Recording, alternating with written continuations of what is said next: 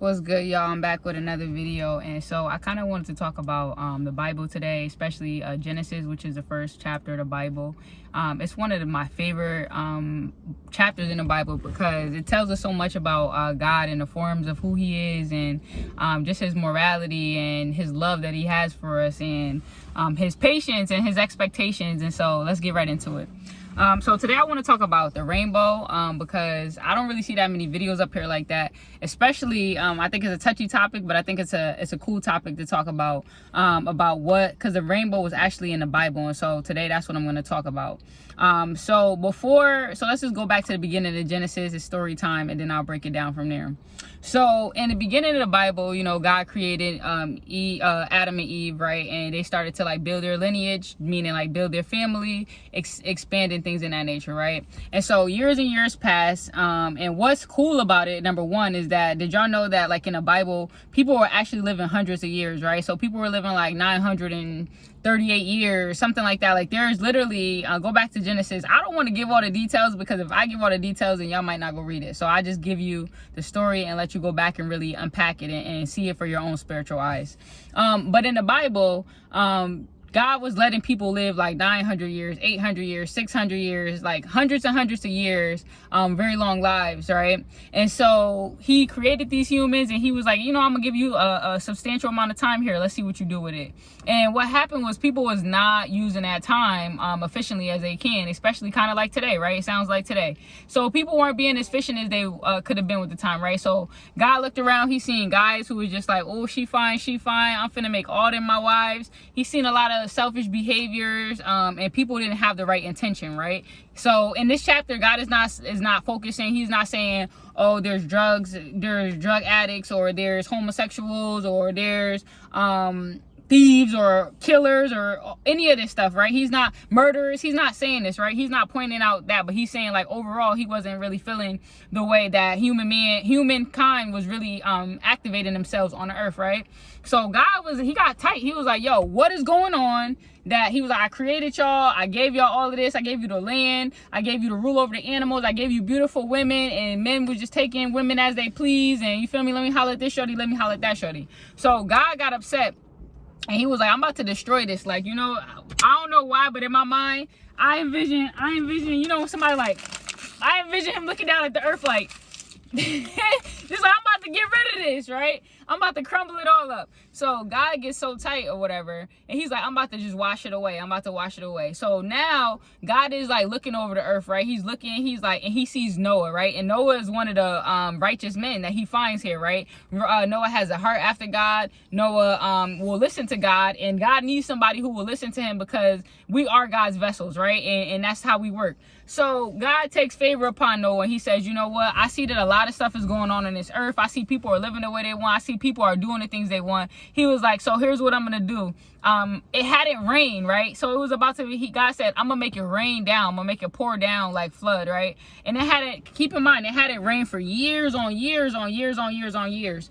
And so everybody's like, come on now, right? So now Noah gets this vision from God, and now he's going out. He's like, I'm building this boat, and he's like, God instructed me to take 2 of each animal, a male and a female of all the animals here, and God instructed me to take my wife and my children, and when the time is right to enter the boat and protect ourselves, right?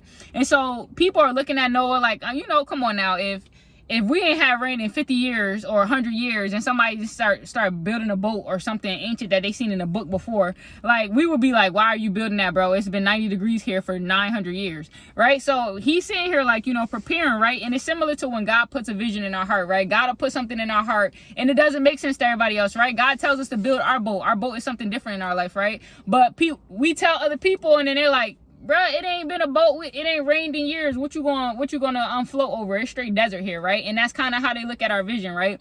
So Noah he stayed steadfast to what God put in his heart. He stayed focused and he built the boat, right?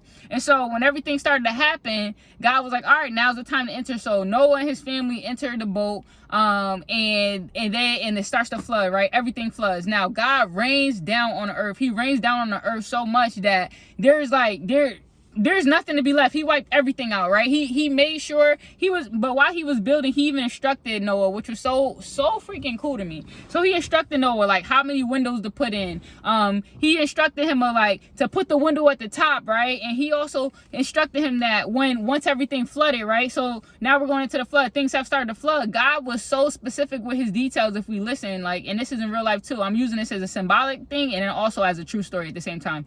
But God was so symbolic with what he did. He even told him like to build a small window at the top so that when the flood was done, he could release the dove and the dove could fly around, right? And so this is how good God is, man.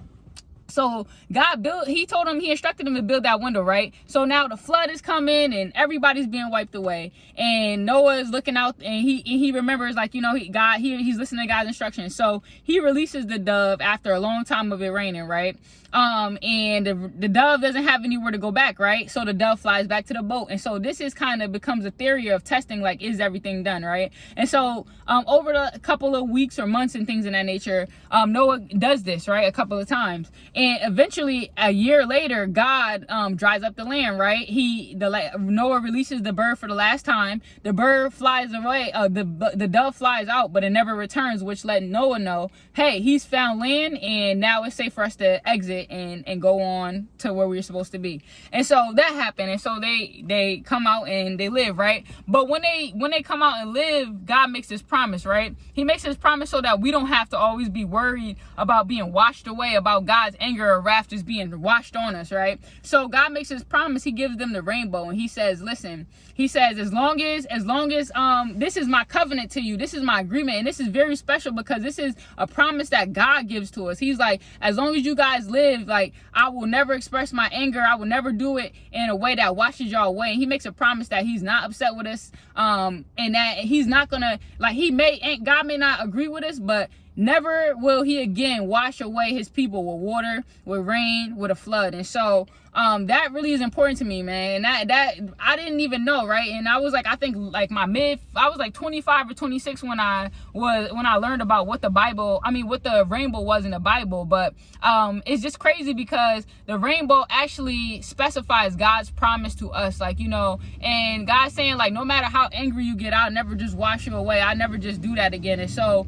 sometimes I know that people have used these two things to cause like a conjunction of like anger and stuff like that. But I wish people knew that even in our times of like not making the best decision or not being perfect, like, God doesn't expect us to be perfect, but what he does expect is for us to know his love for him, for us to know his grace, and to try, like. And so that's why I just wanted to put that, because I feel like sometimes we only know one side of the rainbow, you know, and I respect that side, but also I want to elevate the side of God, right, and how he makes his promise to take care of his people and to love on his people after such a tragic situation. And so that was just a real interesting thing that I wanted to share, that God is not mad. He's not angry at us. He's a father that wants to work with us, and that he makes promises too, right? He makes promises to take care of his people. So let's not overlook that God made us a promise to look out for us, even in the midst of people not doing well and not always doing what he had to do. He made that promise afterwards. So and that was just the very beginning book. So that was actually one of the first promises that God made to us.